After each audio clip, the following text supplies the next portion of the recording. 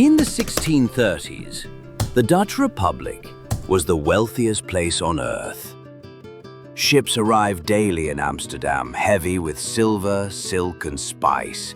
Trade soared, banks boomed, art, science, and reason flourished.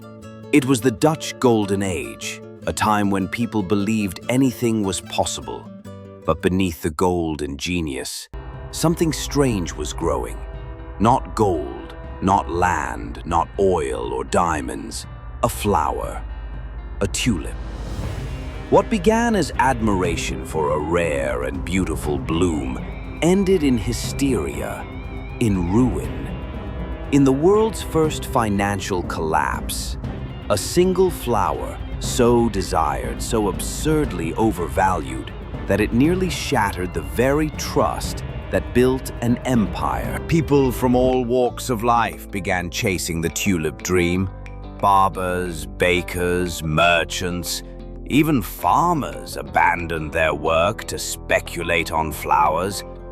Not because they were foolish, but because everyone else was doing it.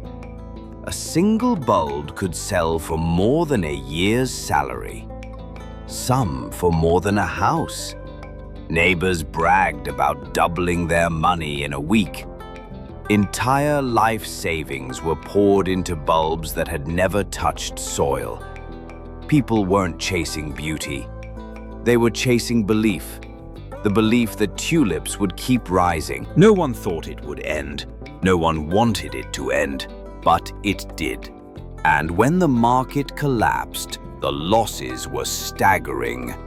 The truly tragic part, most weren't reckless. Most were just ordinary people who didn't want to be left behind. They weren't crazy. They were caught in a system that was. And that was the real madness. Tulips arrived in Europe from the Ottoman Empire and quickly became symbols of luxury and status. In the Netherlands, their rarity made them precious, and their patterns, especially the multicolored, broken varieties like the Semper Augustus, were considered living works of art. Collectors and botanists paid handsomely for these exotic flowers. But soon, admiration turned into speculation. People started trading bulbs like stocks. Markets emerged specifically for tulip contracts. Buyers and sellers never even touched the flowers. They traded rights to future bulbs in what resembled modern futures trading. It wasn't uncommon for a single bulb to trade dozens of times before it ever bloomed. The prices became absurd. One Semper Augustus bulb reportedly sold for the equivalent of a canal-side mansion. Others were worth entire farms, shiploads of grain, or more than a skilled worker could earn in a decade. This wasn't gardening anymore. This was gambling, masked as investment, with no oversight, no regulation, no ceiling. And every day the price climbed higher. In the height of the mania, logic disappeared. Tulips weren't flowers, they were fortunes. People told each other over and over, "It'll never crash. Prices only go up. This is the future." It became a cultural fever. Refusing to participate meant missing out. No one wanted to be the one who hesitated while everyone else got rich. The danger wasn't just greed, it was fear. Fear of being left behind, of watching neighbors climb while staying stagnant. Even skeptics gave in. After all, everyone else seemed to be winning, and for a time, they were. But no one saw what was coming. Because when people stop asking, "Is this worth it?" and start saying, "It must be, everyone's buying it," the crash is already on its way. The turning point came quietly. In early 1637, at an auction in Harlem, a buyer refused to pay for a bulb. It was the first crack in a system built entirely on confidence. Panic spread. Within days, demand evaporated. The prices, once sky-high, collapsed. not gradually, but instantly.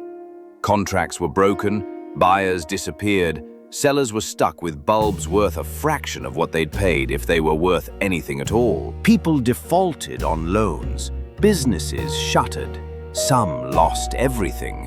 The markets emptied, fortunes vanished, marriages fractured, suicides were whispered about but rarely recorded, and the same flower that had once promised wealth now represented something else entirely: regret, shame, and ruin. The dream was over, and no one saw it coming, because no one wanted to. There were no mass arrests, few were punished.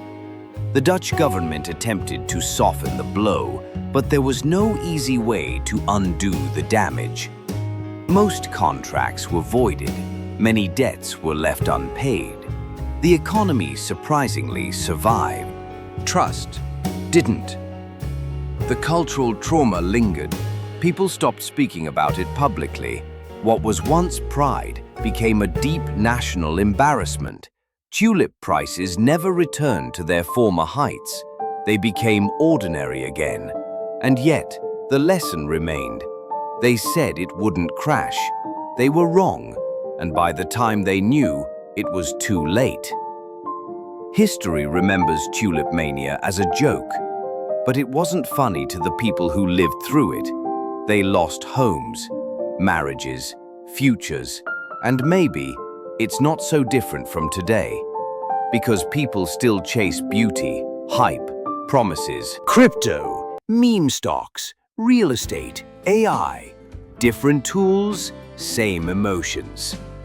So ask yourself, what are people buying today that they think can't crash? What looks beautiful now, but might cost everything later? Because history doesn't repeat itself, but the greed, the fear, the belief that this time is different, that never changes. If this made you pause, even for a second, share it. Subscribe for more stories history tried to bury. Because next time, you might not be watching it happen. You might be living it.